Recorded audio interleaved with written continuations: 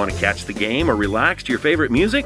Sluggers has you covered with TVs on every wall and a Touchtones jukebox. Watch, relax at Sluggers Bar and Grill.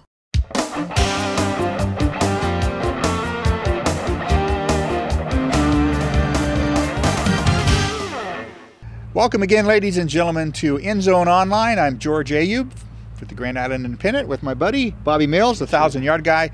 We're here talking high school football as we wind down the last regular season week. It's all coming to a head. All coming to a head. So we're going to talk a little bit about the playoffs in the second half of the show, but last Friday's results, the Islanders get it done at home against North Platte, 28-10. Central Catholic takes it on the chin to a tough Adams Central team. They were undefeated up to that point, but you know they knew they were probably in for a big fight there. The big one here, Bobby, what do you think? At Northwest, York comes in and beats the Vikings 21-10. Well, Denton and I just talked to Kevin Stein here a minute ago, and it's just one of those things. He said it perfectly in the paper that feast or famine after a big win like that, and must have caught him. Yeah. He said, "Will you take the blame for pumping him up?" And I said, "I'll take the blame." So. Right. Yeah. Okay. And let's give York credit too. Right. They came in, had a good game plan, and knew they knew what they wanted to do on defense against Zach Rose and that high-flying offense for the Vikings. Boy. So let's give the Dukes credit. They're playing Aurora for the district championship. So York's really made a turnaround in the last year. Our friends down the road at Heartland Lutheran really got walloped by Fullerton 70-6. So that was our scores for the high school for last Friday night. Who are some of the stars that you saw this week? Well, some of the stars, of course, I was over at Donovan Trumbull and St. Cecilia, and Jordan Slough ran for 268 yards on 35 carries. Incredible athlete, I'll have to say that. And our friend Jake Finley from Gilton, right. Former athlete of the week, player of the week, 32 of 45 for 402 yards, 7 touchdowns. That's 4 football fields, ladies and gentlemen. That's a quarter of a mile of offense. Right. These same names over in Tanner, Missouri. Right, he had a great game. 178. And the kid over at Senior High, Braden Knuth, comes out of nowhere, 150 yards. 150 yards, nice job, and Braden. And then the young guy from Osceola, Nate Hayes, 308 yards and 30 carries. Osceola hasn't been very lucky this year, but boy, that's a yeoman's effort there. Tanner, Jake, and Jordan, all former players of the week on End Zone Online, and we will talk about the player of the week right after these messages from Sluggers. Hungry at lunch, after work, or the big game? Sluggers features charburgers, brats, and chicken from the grill, corn nuggets, poppers, fries, and onion rings from the fryer. And don't forget about the daily specials. Eat and enjoy at Sluggers Bar and Grill. All right, welcome back to End Zone Online. We're going to talk about the player of the week, and who's the young man who gets the award this week, Bobby? Player of the week is Tyson Howard from Ansley Litchfield High School. Big old Tyson, 6'2", 240 pounds. You don't want to get in front of him when he's had a full head of steam. And he's a running back? Well, sometimes a running back, sometimes a quarterback. Friday night against Twin Loop, he was both. He ran for 207 yards, 3 touchdowns, passed for 217 yards and 3 touchdowns. And it was 50-43. Ansley Litchfield on top. All right. Well, it sounds like a terrific effort by Tyson. Tyson will get a framed certificate from the Grand Island Independent for being End Zone Online's Player of the Week. Right after these messages, we'll be talking about playoff football.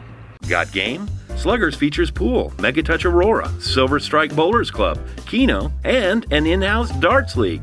Play and more at Sluggers Bar and Grill. We're back with End Zone Online. George Ayub with Bobby Mills. Upcoming games on the last regular season weekend of Nebraska high school football. The Islanders will go to Lincoln and play Lincoln High. Mathematically still, the Islanders can get into the playoffs. They have to start with a win at Lincoln High. Lincoln High's 2-6. Islanders are 3-5. Central Catholic doesn't get any easier for the Shoemaker coach-son tandem over there, and the rest of the Crusaders. Boone Central, Newman Grove, 6-1. You've seen them play. They're going to be a handful for the Crusaders. They will, and right now there doesn't appear to be too many teams better than Boone Central. Of course, Adams Central to the south has inherited the #1 spot since Pierce beat Norfolk Catholic Friday night. And Boone Central's coming off a 35-7 win over Columbus Lakeview, and that is scary. And Lakeview is a terrific team. They're having a great year. That's a Thursday night game. That'll be at Memorial Stadium. Right here in town. Right here in town. Heartland Lutheran's going to take on Spalding Academy, who are 4-3. They're going to try to get a win for, the first win of the season for Heartland Lutheran. We hope that the Red Hornets can get it done. And right here behind us, Grand Island Northwest will be playing for their playoff lives. Yes. Against Columbus. Columbus is going to come in 2-6, their first year down in B. What do you look for here today? Well, I look for the Vikings to bounce back, but Columbus is one of those situations, a no-lose situation. They have nothing to lose. They're playing for pride, but still, they're just, like you mentioned, they're coming off of Class A. The kids have been playing hard. They just have to find an offense. But I look for Northwest to bounce back. This is a very big game, as far as playoffs are concerned. It is. And that game will be broadcast live on theindependent.com. Bobby Mills doing the play-by-play. Yes. Denton Cushing behind the camera there, pitching in with some color commentary. Right. So join us about 6:45. Should be on the air for a 7 o'clock kickoff here at Viking Field as the Vikings try to get into the Class B playoffs. Speaking of playoffs, the Islanders, I checked my math before I came out, and that's always an iffy proposition, Bobby, yes. But they're mathematically can still get in. They are tied with Norfolk right now. If both teams win, Norfolk has the tiebreaker. But some other things could happen in Class A. Well, they're a long shot. Central Catholic looks good, don't you think, getting into C1? I think so. They're 10th. A 10th spot in the playoffs would be a good spot because it could put them in a good bracket. Yeah. Where they could be playing somebody of their equal and not have to go to Norfolk Catholic. You get up to 13 or 14th, they're going to probably get a pretty tough draw. Right, so it looks good right now, even if they do lose, and of course a win would really propel them into a nice spot. Yeah. Now the Vikings, with a win at Columbus, they're going to get in. Okay, where do you think that if they win out and beat the Discoverers, where do you think they're going to end up seed-wise?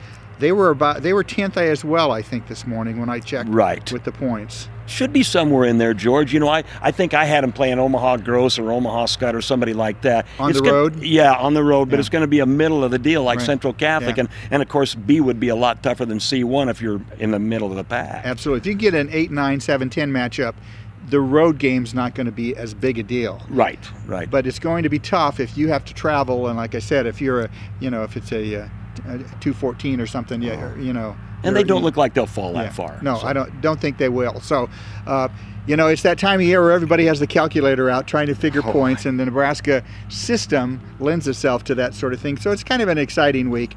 Heartland Lutheran's not going to make the playoffs. They're going to rebuild and try to get back on the winning track again next year. So we could possibly have 3 local teams headed to the playoffs. We'll talk about that next Monday, or next week, I should say, on Endzone Online. This has been George Ayub with Bobby Mills for Endzone Online on theindependent.com. Go out to a high school football game this weekend.